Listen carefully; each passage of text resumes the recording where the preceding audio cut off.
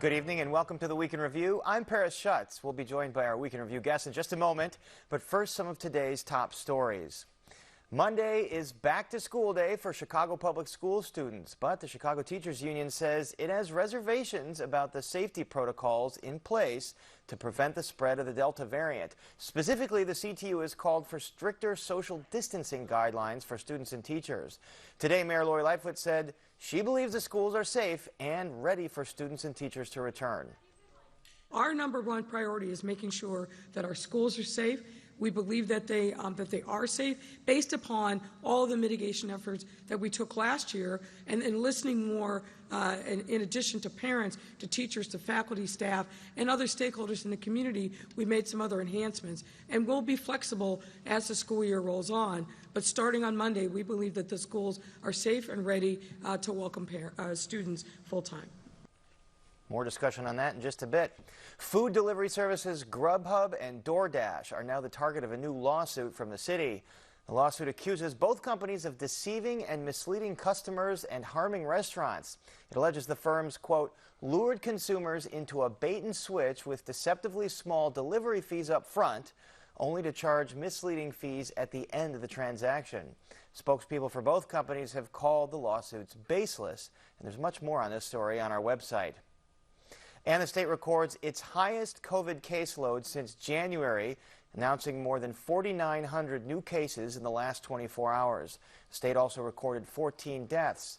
Now, the test positivity rate statewide remains stable at 5.7%. And word from Rainbow Push Coalition today that Jacqueline Jackson, the wife of Reverend Jesse Jackson, is in intensive care with COVID, but breathing on her own, while her husband has moved to rehab. And now to our Week in Review panel. Joining us are our own Heather Sharon of WTTW News, Shia Kappas of Politico, Illinois, Nader Issa of the Chicago Sun-Times, and Eric Rung of WGN-TV News. Let's get right to the big news of the week. Governor J.B. Pritzker reimposes an indoor mask mandate regardless of vaccination status and makes vaccines or weekly testing mandatory for college students, education and staff, and healthcare workers. Take a look. Vaccination remains our strongest tool to protect ourselves and our loved ones, to restore post-pandemic life to our communities, and most crucially, to maintain our healthcare system's ability to care for anyone who walks through their doors that needs help. I'm sure that if people understood that being unvaccinated could take a hospital bed from an accident victim, they might go get vaccinated. Eric Rung, what precipitated these mitigations, and could there be more mitigations to come? Well, the governor said, yeah, absolutely, there could be more mitigations to come depending on the numbers as well as hospital beds and ICU availability. I think the main target right now is downstate Illinois. That's where they are seeing the explosion of cases, and in some cases, they're only having the one ICU bed in some areas for people. Even up north, though, as we get into the Chicago area, we're seeing hospital beds, and we're seeing the increases there as well. So the governor said, absolutely, there will be more mitigations, and he won't hesitate to put them into effect if those rates keep rising. The question will be, though, is people's appetite for more mitigations. I think when you talk about mask mandates inside, that's one thing. When you start talking about capacity limits again, that's going to be a whole different ball of wax for people to really wrap their brains around, and for the governor to really impose, and for people to follow a mandate like that. But the governor has said that that is something that's on the table. Everything is on the table. They're looking at a list of menus, I think is what he said earlier this week. Clearly, nobody wants to go back to those kinds of capacity limits or shutdowns. Heather Sharon, what would it take for that to happen at the city level or the state level? Well, the key metric that everybody is keeping a close eye on, just like Eric said, is that hospital capacity. So it is particularly acute in Southern Illinois, where there's only one ICU bed for most of the week. And even in Chicago, both ICU and acute care beds are only about 15% available, which is relatively low and a source of concern for state officials. Now, Mayor Lori Lightfoot and the Chicago Department of Public Health says the city's healthcare system is is stable. But all along, the city has said that the goal of these mitigations is, of course, to stop people from getting sick, but more importantly, to prevent the healthcare system from being overwhelmed in ways that we're seeing in Texas and Florida and Georgia. So that is what will trigger additional mitigations, such as capacity restrictions. But we're also seeing a new kind of restriction, vaccine mandates for teachers, and we will see more of that as we go on, because as the governor said, vaccines are the best way to prevent getting very sick from COVID. All right, let's talk about those vaccine mandates. As you know, Chicago joins the ranks of several other major U.S. cities by mandating that COVID vaccination for all 30,000 city workers. We absolutely have to have a vaccine mandate. It's for the safety of all involved, particularly members of the public who are interacting with city employees on a daily basis. It's important for colleagues to also feel like they have a workplace that is safe. Shia Kaplan, she's been met with some resistance from public employee unions. There's one specific union that's been pretty vociferous about its opposition. Are they going to block these mandates? They are going to put up a fight, obviously, but it's hard to imagine that they'll win. If you look in Florida, for example, the U.S. Supreme Court just told Governor DeSantis there he can't, punish people for or punish schools for enforcing masks. And now that the federal government has said Pfizer is a great thing for everybody, and or the Pfizer vaccine, I imagine it'll be more embraced by police officers and people who were questioning whether the government had done enough to approve the vaccine. You're talking about it's got that full FDA approval at this point. Right. And Nader, I mentioned some vociferous opposition from the FOP, where the president, John Catanzara, who likes to get into some controversy with his language, used some more hyperbolic language this week comparing these mandates to Nazi Germany. Do you think he'll get any pushback for those kinds of comments? Well, he's already gotten some pushback, and the mayor, well, we know she loves to go on national TV, and she went and said he needs some psychotherapy. And so I would call that pushback. And I mean, the thing to remember with John Catanzara is he's been stripped of his police powers. So like, this isn't a guy who shies away from very controversial and offensive comments. He, all last summer, was making offensive comments during the social justice protests. He also backed the January 6th insurrection in D.C. And so, yeah, I think he is probably used to the pushback, and it's already coming. Well, Heather Sharon, what he says is that they're waiting to see the specifics of this, that there is no real specific guideline, that the mayor's just gone out there and announced it. So is there going to be some kind of negotiation over this, or will there be legal action? Well, I think you can never bet against legal action when it comes to the Fraternal Order of Police. So, but what's interesting is that the City Council is just about to be asked to vote on a 8-year contract for the FOP that includes significant pay raises. And I would not be surprised if somehow this vaccine mandate gets wrapped up into that, even though it's not part of the deal, because of course this was hammered out before the full FDA approval of the Pfizer vaccine. So it's going to be a very tense series of city council meetings and potentially a legal suit. And it also, we should mention that the Chicago Federation of Labor is also not completely on board, although they say they don't oppose vaccine mandates. They just want to make sure that they bargain protections for their workers, who of course have that right under their collective bargaining. Wait a second, Heather. So when you're saying that a vaccine mandate could be part of the package here for police raises, are you saying that City Council might say we're not going to vote to approve this new labor contract unless you agree to the vaccine mandate? Well, that's certainly sort of what's in the air at City Hall. You know, this is a deal both sides want to get done, but this is something that a lot of aldermen feel very strongly about, the need for a vaccine to get the city back to regular operations. And this is a point in time where both sides are at the table and both sides have a little bit of leverage. And when you're talking about labor issues like that, it would be odd, I think, if the elephant in the room wasn't at least an issue. Well, that'll certainly be something to watch. Eric Rung, the Chicago Federation of Labor, as Heather mentioned, wasn't necessarily opposed to it, although said that it worried that a mandate might turn people off. It might backfire, causing people to be more stubborn and saying, well, if you're going to make me do it, I'm not going to do it. Do you think that's a possibility?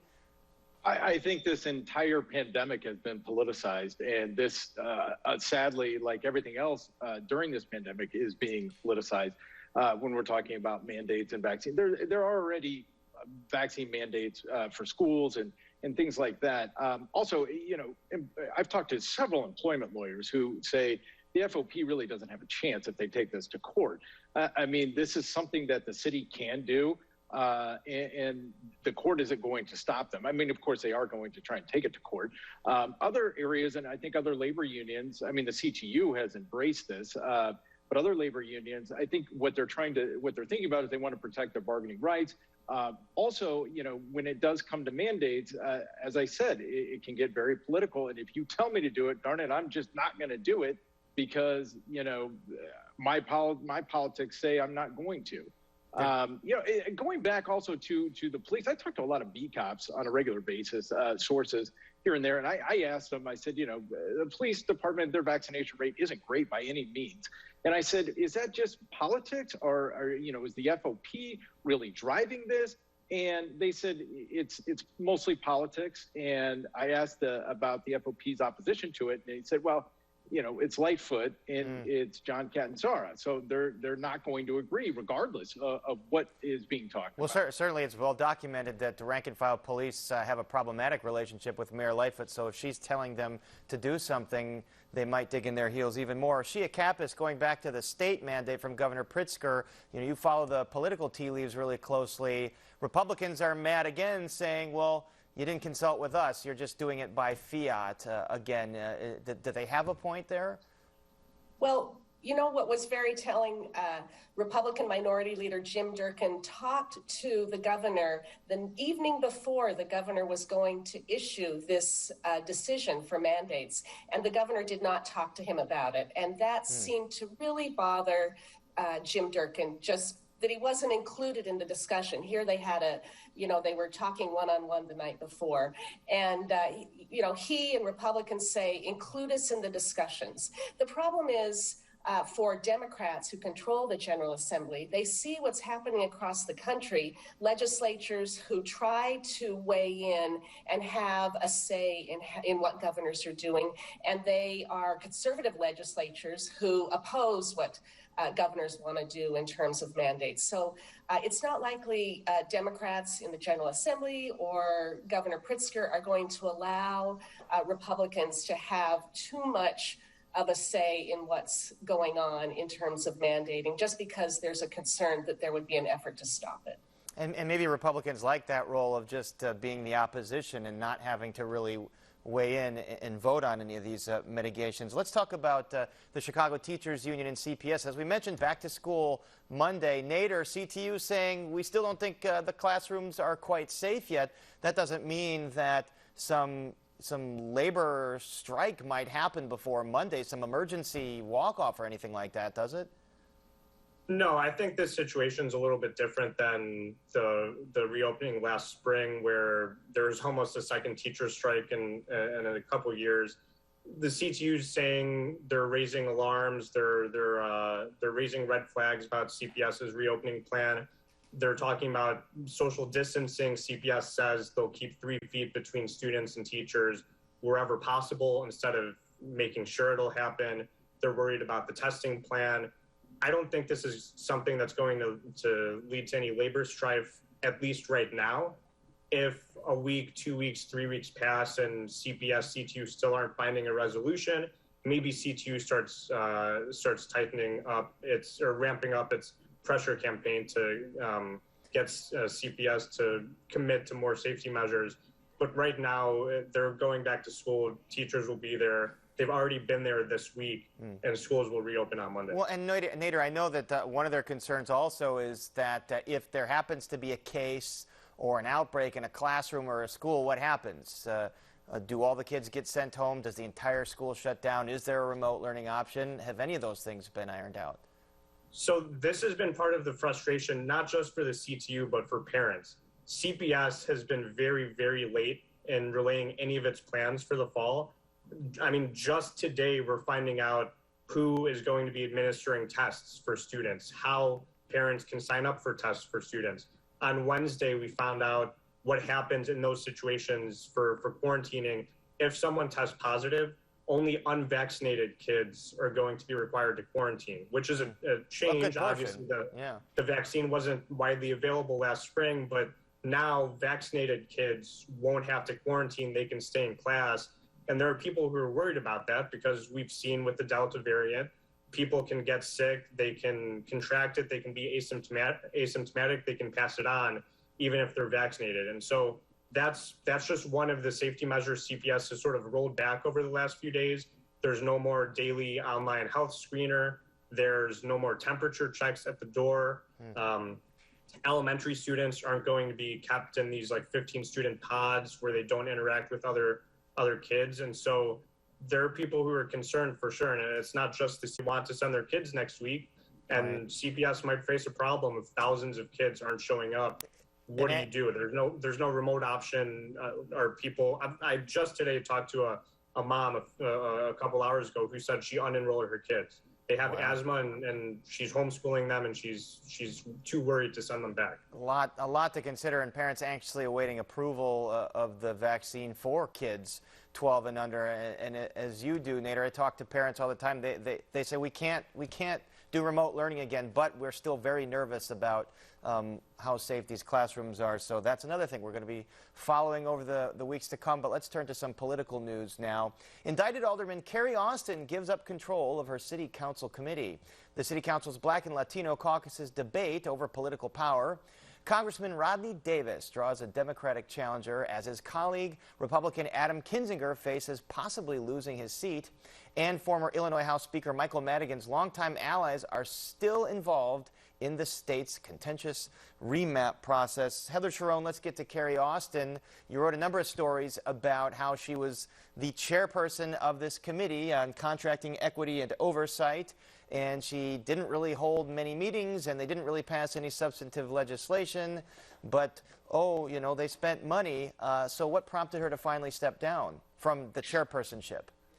Well, I think what really sort of brought it to a head is the fact that Carrie Austin hadn't held a meeting of this committee since July of 2020, and that had stalled progress on efforts to extend the city's contract set-aside program, which is designed to make sure that firms owned by Black and Latino and female and Asian Chicagoans get their fair share of the city's lucrative contract business. That had stalled, but has to be extended by the end of September if it's going to continue. And so that meant that the committee had to meet. And when it did, Carrie Austin didn't preside over it. Instead, it was Vice Chair David Moore, who sources tell me will become chairman of that committee, which really is supposed to have had a crucial role in ensuring that Mayor Lori Lightfoot's push for equity in contracting took center stage at City Hall. But even though the committee spent $200,000 in 2020 and is on track to spend another $200,000 in 2021, that didn't really happen. And Carrie Austin, of course, was the longtime chairperson of the Budget Committee. Before that, a very powerful committee, and she is under a federal indictment, although she has pleaded not guilty. Eric Rung, sticking with City Council, you saw the census numbers showing the city's Black population has gone down, the city's Latino population has gone up, and this is going to really factor into how they redraw the wards. Do you think this remap fight is going to become very contentious? I think it absolutely will. I mean, you have the Black Caucus really wanting to hold on to what they have right now, despite losing Black population here in the city and Hispanics growing. They want to, of course, capitalize on that and get more wards in order to, have a bigger say at City Hall, or at City Council. I mean, I think any map, district maps, ward maps, anytime that you're talking about power and where that power lies, you're going to have a lot of contention, and I don't think this is going to be any different. And it was contentious 10 years ago, and it resulted in a number of wards that look very strange pieces of the jigsaw puzzle. And you have neighborhoods like Englewood that are carved up into 5, 6 different wards. The mayor has vowed to at least try and bring some continuity to these wards and some logic to the way that they're drawn. We'll see if that actually happens. And speaking of remap, Shia Kapos, Democrats statewide are getting together to come up with the new congressional districts. Does that mean that Republicans like Rodney Davis and Adam Kinzinger are in danger? They are in danger, and they're on pins and needles wondering what's going to happen. Nothing happens in terms of redrawing those congressional districts until state lawmakers finish drawing their legislative maps. So that means Rodney Davis, Kinzinger, other congressional folks won't know how their maps are being redrawn maybe as late as October, which gives them so little time to gather signatures to get on the ballot for next year's primary. The big question is congressional lawmakers, we're going to have one less in Illinois. There will be one less member of Congress. And that's the question. Whose district will be cut? Whose district will be squeezed into another district? There's a question whether Kinzinger's might be eliminated to help Lauren Underwood have a little bit more cushion so that she can have an easier time at a victory coming up in 2022. And there's also talk that maybe Rodney Davis's seat could be merged with Mary Miller's, and then they could go against each other.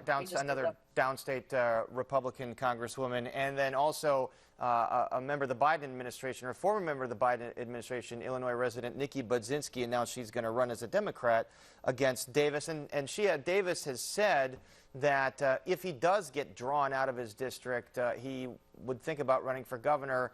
Adam Kinzinger, if he gets eliminated, what do you think he's going to do? Well, he isn't ruling anything out. His goal wasn't to run for governor, but he has said he doesn't want to say no until he knows what his district might look like or whether it's still going to be around. People talk about maybe he'll become a regular CNN commentator, or maybe he has higher ambitions and might seek national office in some way. There's also a U.S. Senate seat, Tammy Duckworth's seat, that's open, so Kinzinger could very well run for that seat. There are just a lot of big question marks for all of these Republicans based on what happens with those maps. Although it seemed that if he ran for a Senate seat in Illinois, he would probably have to have no challengers in the Republican primary, because he's given his stance against Trump has not been very popular in the Republican Party. And Heather Sharon, Mike Madigan might be gone from daily public life, but his tentacles are still kind of all over this remap process. Can you explain that for us? Well, he was the remap master for as long as anyone in Illinois history can remember. And it was sort of part of his pitch, several months ago, keep me on and I can help the Democrats get through the remap. So the question becomes, can they do this on their own? It's very political. They have to walk a very close tightrope, and they don't have the guy who's been in charge for as long as anybody can remember. So his absence will be felt, but certainly there are Democrats who are glad that he is not in charge, because it will serve to insulate them from some attacks from the Republicans, although we hear about Madigan perhaps just a little bit less than we did when he was still in office. They might be able to still reach him on speed dial and ask his advice on some things. Let's move over to the dangerous situation in Afghanistan. The evacuation there continues after a terror attack killed more than 170 people. The White House says the threat is not yet over. Attack in Kabul is likely, and they are taking maximum force protection measures at the Kabul airport and in surrounding areas with our forces as a result. All right, so we all cover Chicago and Illinois here, but Nader Issa, you watched the news this week, deadliest week since 2011 in Afghanistan. Are you hopeful that U.S. forces can evacuate everyone that wants out of there, be they American expats or Afghan allies, by the August 31st deadline? Well, that's a tough question to answer, because this week we're seeing a lot of reports that Afghanis who have been helping the U.S. military for the past 20 years are having their requests for evacuation denied. And there's thousands of people still stranded there. It's just a mess of a situation, really. The U.S. spent 20 years there. The situation is nearly identical to how it was when the U.S. arrived, maybe worse now. And people are stuck. They're having trouble even getting folks to the airport. There's not really a good perimeter around the airport, and so who knows what happens from here. But it's been documented. Yep. There's a story in the Washington Post. The government has been lying about Afghanistan for a long time, and now they're having a tough time getting out. So. Certainly, yeah, we're hearing from refugee organizations that they can't even get to the airport in Kabul. Eric Rung, in just a few seconds we have left, how many Afghans do you think might make it to Chicago? That's a good question, and I think we're just going to have to wait and see as these evacuations continue. Sadly, it's just a sad situation, and those Afghans that are trying to get out are just not able to right now. And hopefully, I think Congressman Kinzinger said today that we should honor what we said we would do. Yeah. And if we don't, then shame on us. And after those, as we know, 13 U.S. service members at 170 total and potentially rising dead at this point. But the evacuation continues. We're out of time. So our thanks to Heather Sharon, Shia Kappas, Nader Issa, and Eric Rung. And that is our show for this Friday night. Now for the Weekend Review, I'm Paris Schutz. Thank you so much for watching. Stay healthy and safe. Have a great weekend.